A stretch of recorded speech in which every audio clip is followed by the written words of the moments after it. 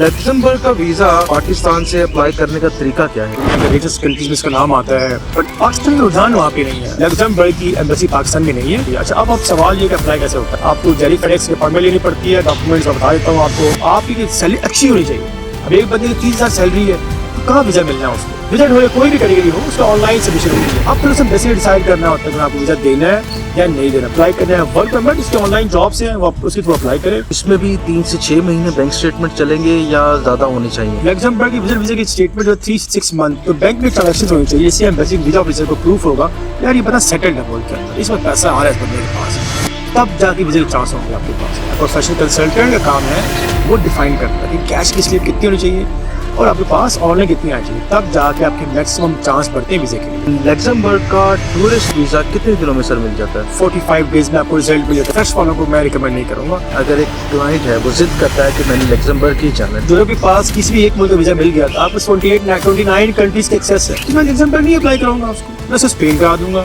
मैं उसको नीदरलैंड करवा दूंगा, ठीक करवा दूंगा। मल्टीपल ऑप्शंस है। हाउस वीजा ऑप्शन अवेलेबल है। अगर मेरी वाइफ लग्जमबर्ग से है, वो मुझे स्पॉन्सर कर सकती है, तब मुझे स्पॉन्सर पाकिस्तान में रहकर मिल सकता है। अस्सलाम वालेकुम नाजरीन, आज हमारे साथ जो शख्सियत मौजूद है, इनके तारुफ की कोई ज़रूरत नहीं।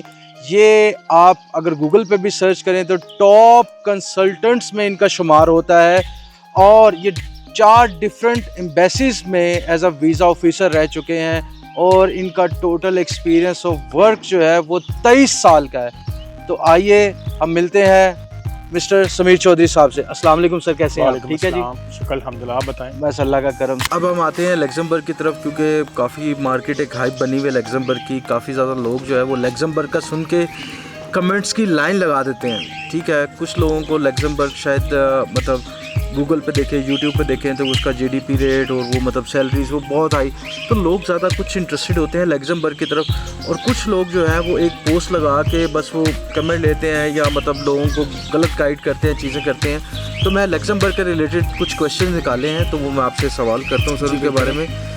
लग्जमबर्ग का वीज़ा पाकिस्तान से अप्लाई करने का तरीका क्या है सर? अच्छा, number 1, Luxembourg is a country, एक बड़ा अमीर मुल्क है। आप उसकी जीडीपी देखें तो दुनिया के रिचेस्ट कंट्रीज में इसका नाम आता है। लग्जमबर्ग के अंदर जो पब्लिक ट्रांसपोर्ट है बिल्कुल फ्री है, बट पाकिस्तान का रुझान वहाँ पे नहीं है। ये मैंने जैसे एग्जाम्पल पे दी थी आपको, आप आज एक बंदा चला गया बांग्लादेश, तो उसकी गली में सारे बंदे पहुँच जाएंगे। वो ये नहीं देखेंगे यार बांग्लादेश के अलावा नेपाल भी है, यूएस भी है, कनाडा भी है, वो ये नहीं देखेंगे। लग्जमबर्ग यस हमें सपोर्ट करना चाहिए, बट एक चीज़ क्लियर कर दूँ, नंबर 1 कि लग्जमबर्ग की एम्बेसी पाकिस्तान में नहीं है। उसकी एक सेकंड एम्बेसी डील करती है उसको, वो हंगरी भी है आई थिंक, और वो जर्मनी भी है, उसमें वो सेकंड एम्बेसी के तौर पर डील कर सकती है। अच्छा, अब सवाल ये कि अप्लाई कैसे होता है? अगेन आपको जेरी फेडेक्स की अपॉइंटमेंट लेनी पड़ती है। डॉक्यूमेंट्स मैं बता देता हूँ आपको। अगर आप जॉब करते हैं तो आपके पास सैलरी स्लिप 3-6 मंथ की सैलरी स्लिप होनी चाहिए, बट सैलरी स्लिप सिर्फ सैलरी स्लिप ना हो, आपकी सैलरी अच्छी होनी चाहिए। अब एक बंदे की 30,000 सैलरी है, तो कहाँ वीज़ा मिलना है उसको? पर एज ए कंसल्टेंट हमारा काम है उस 30,000 को लेके जाना 1.5 लाख तक। फॉर एग्जांपल जी कि उसके एक रेंटल इनकम भी आती है, उसकी पेंशन भी आती है, कोई उसकी और बिजनेस भी कर रहा होता है, वो डेवलप की जाती है। देखिए नथिंग इज इम्पॉसिबल, हर चीज़ बन जाती है। तो आपके हमने एक तरीक़ेकार के थ्रू डॉक्यूमेंट्स बनाने पड़ते हैं और जेन्युइन चीज़ बनानी पड़ती है, बनाना पड़ेगा हमें, तब जाके अब वीज़ा अप्लाई होगा। नंबर 2, आपकी अगेन अगर बिजनेस करते हैं तो एंड-टू-एंड टैक्स होना चाहिए आपके पास। आपके पास बैंक स्टेटमेंट भी होनी चाहिए, जो कि मैक्सिमम पाकिस्तानी के पास कैश घर पड़ा होगा बट स्टेटमेंट नहीं बनाते हैं। तो जो वीज़ा अप्लाई करना चाहते हैं उनको मेरी सबसे रिक्वेस्ट है, प्लीज़ खुदारा आप ये वीडियो देखकर कल ही स्टेटमेंट अपने अकाउंट ओपन करवाएं और इसमें ट्रांजैक्शंस लेके जाएं उसका, ताकि इसमें वीज़ा की मैक्सिमम चांस बढ़े आपके। अब अगर जॉब भी करता है, कोई बिजनेस भी करता है, कोई रेंटल इनकम आपकी है, कोई आपकी इंश्योरेंस दी हुई है, आप इस सोर्स ऑफ इनकम डिफाइन करना है कि थोड़ा पैसा आंदा कितों है, आप खाते पीते कहाँ से हैं, वो डिफाइन कर। आप बस एक डेयरी फार्म है, ये बिजनेस है, आप डिफाइन करें अपने पेपरों के अंदर। आप एक कंसल्टेंट का काम है डिफाइन करने पेपरों के अंदर। ये पेपर आप लेने हैं। अगेन जेरी फेडेक्स की वेबसाइट मौजूद है, आप इसमें थोड़ी डॉक्यूमेंट सबमिट करने हैं, फॉर्म फिल करना है और अप्लाई करना है। और अगेन अगर आप आई थिंक विजिट की बात करें, मेरे ख्याल से आप विजिट हो या कोई भी कैटेगरी हो, उसका ऑनलाइन सबमिशन होती है। अब फिर उसमें बेसिकली डिसाइड करना होता है कि आपको वीज़ा देना है या नहीं देना। बट पाकिस्तान में इस टाइम लग्जमबर्ग की विजिट वीज़ा तो आई थिंक बहुत कम मेरे ख्याल से लगे। वर्क परमिट की काफ़ी बहुत ज़्यादा हाइप हुई हुई है, पर जितनी हाइप हुई हुई उतना स्कैम भी बहुत हुआ हुआ है इसके अंदर। आपने देखा होगा कि जर्मन एम्बेसी या डेनमार्क लिख के लगाया हुआ कि भाई लग्जमबर्ग का वर्क परमिट ऐसे अप्लाई नहीं होता जिस तरह आप लोग अप्लाई कर रहे हैं। ऐसे अप्लाई नहीं होता। तो अगर जैसे अप्लाई करना है, अगर अप्लाई करना है वर्क परमिट, उसके ऑनलाइन जॉब्स हैं, वो आप उसके थ्रू अप्लाई करें। कंपनी की मर्जी आपको जॉब दे या ना दे। तो ये किसी ऑनलाइन तरीक़ेकार है, विदाउट पेपर अप्लाई नहीं कर सकते आप। सर मुझे लग रहा है ये मोहर भी वर्क परमिट अप्लाई करते हैं। ये इसको हम देंगे पाकिस्तान का वर्क परमिट, ये हमारे फार्म का वर्क परमिट।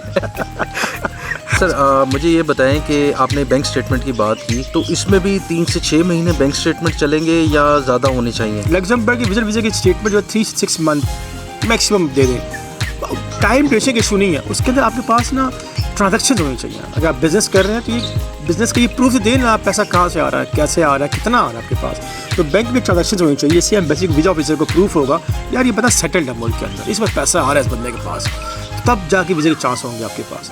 अगर आप जॉब कर रहे हैं तो अगेन अगर सैलरी अकाउंट में आ रही है वेरी गुड, अच्छी चीज़ है। अगर सैलरी अकाउंट में नहीं आ रही है आपके पास तो आप कैश स्लिप दें कि देखिए मैं इस कंपनी में जॉब करता हूँ, ये कैश स्लिप है। बट 5 लाख की कैश स्लिप नहीं देने आपने कि जी 5 लाख कैश ले रहा है, ये बात ना मानने वाली बात है। अगेन प्रोफेशनल कंसल्टेंट का काम है वो डिफ़ाइन करता है कि कैश की स्लिप कितनी होनी चाहिए और आपके पास ऑनलाइन कितनी आनी चाहिए, तब जाके आपके मैक्सिमम चांस बढ़ते हैं वीज़े के लिए। कि आपका लग्जमबर्ग के रिलेटेड कोई भी क्वेश्चन है किसी भी किस्म का तो आप कमेंट में मेंशन कर सकते हैं। ऐसे ही नेक्स्ट सेशन में समीर चौधरी साहब जो CEO नाइल कंसल्टेंट हैं ये आपके सवाल का जवाब देंगे। लग्जमबर्ग का टूरिस्ट वीज़ा कितने दिनों में सर मिल जाता है? अच्छा, ये जो टूरिस्ट वीज़ा होता है लग्जमबर्ग का, जो अप्लाई करते हैं अगेन उसमें 15 डेज़ से लेके 1 मंथ 45 डेज़ में आपको रिज़ल्ट मिल जाता है। बट मैं रिकमेंड नहीं करूँगा लग्जमबर्ग का वीज़ा अप्लाई करें, ख़ास और फ्रेश वालों को मैं रिकमेंड नहीं करूँगा। लग्जमबर्ग का tourist visa, fresh passport, Pakistani passport holder, इतने को अच्छे चांस नहीं है उसके। तो मैं तो अगेन मेरी शायद वीडियो सुन के लोग शायद हैरान होंगे इस बात के ऊपर कि ना अप्लाई करें, बट मैं रिकमेंड नहीं करूँगा कि ना अप्लाई करें। आप फ्रेश पे आपके पास और ऑप्शन हैं, आप स्पेन करें, आप नीदरलैंड करें, आप इटली करें। लग्जमबर्ग का फ्रेश पासपोर्ट पे मैं आपको कहूँगा ना अप्लाई करें। अच्छा सर, लेकिन मैं एक क्वेश्चन है कि अगर एक क्लाइंट है वो ज़िद करता है कि मैंने लग्जमबर्ग ही जाना है डेफिनेटली, तो उसमें आप कुछ एक मतलब जैसे कहते हैं प्लस माइनस करके कुछ निकाल सकते हैं? अगर मैं लाइव बता रहा हूँ तो उस लाइव में क्यों नहीं बताऊँगा आपको। मैं तो अल्लाह का शुक्र है, मैंने कहा ना मैं स्ट्रेट फॉरवर्ड आदमी हूँ, मैं कभी भी उस चीज़ नहीं देता। बिल्कुल मैं उसको बताऊँगा बेटा देखिए आपने जाना यूरोप है, यूरोप के पास किसी भी एक मुल्क का वीज़ा मिल गया तो आप 29 कंट्रीज़ के एक्सेस है, तो मैं लग्जमबर्ग नहीं अप्लाई कराऊंगा उसको। मैं उसको स्पेन करा दूंगा, मैं उसको नीदरलैंड करवा दूंगा, इटली करवा दूंगा, जर्मनी करा दूंगा, Denmark, Norway, Belgium, multiple options है। लग्जमबर्ग फ्रेश पासपोर्ट मैं तो नाइल तो केस मेरे ख्याल से मैं तो केस नहीं लूँगा उसका। क्या लग्जमबर्ग का वर्क वीज़ा डायरेक्टली पाकिस्तान से मिल सकता है सर? जी बिल्कुल, आप अप्लाई करते हैं। अगेन मैंने कहा ना कि लग्जमबर्ग की एम्बेसी पाकिस्तान में नहीं है, बट अगेन उसकी दूसरी जो एम्बेसीज हैं वो हेल्प करती हैं। बेल्जियम है, मेरे ख्याल से डेनमार्क है, वो उसके थ्रू अप्लाई करके मिल सकते हैं, कोई इशू नहीं है इसका। अच्छा, दूसरा ये है कि जो हमारे पाकिस्तानी भाई हैं या इंटरनेशनल जो हमारे भाई हैं दुबई, सऊदीया या डिफरेंट कंट्रीज से, जैसा कि लग्जमबर्ग की एम्बेसी नहीं है यहाँ पे, तो अगर उन्होंने अप्लाई करना हो लग्जमबर्ग, अब पाकिस्तान देखिए एक पाकिस्तानी है तो पाकिस्तान में रह के अप्लाई करेगा। अगर वो पाकिस्तानी सऊदीया में है तो लग्जमबर्ग की एम्बेसी सऊदीया में मौजूद है, लग्जमबर्ग एम्बेसी दुबई में मौजूद है, वहाँ से अप्लाई कर सकते हैं। रिक्वायरमेंट सेम ही होती है, बट चूँकि उन्होंने पाकिस्तान में एम्बेसी नहीं बनाई हुई तो इसलिए उन्होंने सेकंड एम्बेसी को दिया, फिर फिनलैंड। अब फिनलैंड की एम्बेसी पाकिस्तान में नहीं है, नीदरलैंड एम्बेसी डील करती है उसको। इस तरह हंगरी की एम्बेसी है वो एक और एम्बेसी को डील करती थी, बट कुछ एम्बेसीज दुबई में तो दुनिया जहान की एम्बेसीज हैं।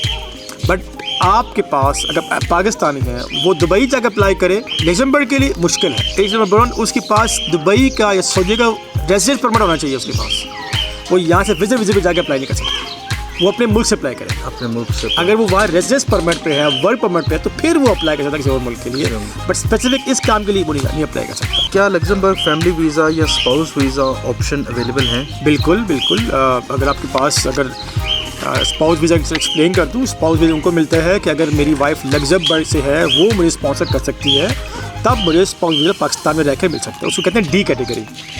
और आपके पास दूसरा भी कौन सा पूछा, फैमिली। बिल्कुल, अगर अपने फैमिली अप्लाई करना है तो बिल्कुल लगभग जितने ज़्यादा लोग उतने आपकी बैंक स्टेटमेंट ज़्यादा चाहिए होगी। अगर आप 4-5 हस्बैंड वाइफ 3 बच्चे हैं तो आपके पास 2 million plus 2.5-3 million bank statement होनी चाहिए, तब जाकर कहीं मैक्सिमम चांस बनेंगे आपके। लग्जमबर्ग वीज़ा एप्लीकेशन प्रोसेस में कितना टाइम लगता है सर? अगेन मैंने पहले बताया था आपको, ये 15 डेज से लेकर 45 डेज़ के अंदर आपका रिस्पॉन्स आ जाता है। बट देखिए again file to file depend करता है, कुछ लोगों को 10 दिन मिल जाता है, कुछ लोगों को 15 दिन मिल, बट आप महीना डेढ़ के अंदर आपको यस नो का जवाब मिल जाता है। मेरा आप लोगों से बहुत बहुत शुक्रिया इस वीडियो देखने का। चौधरी साहब मैं आपका बहुत बहुत शुक्रिया अदा करता हूँ। Thank you.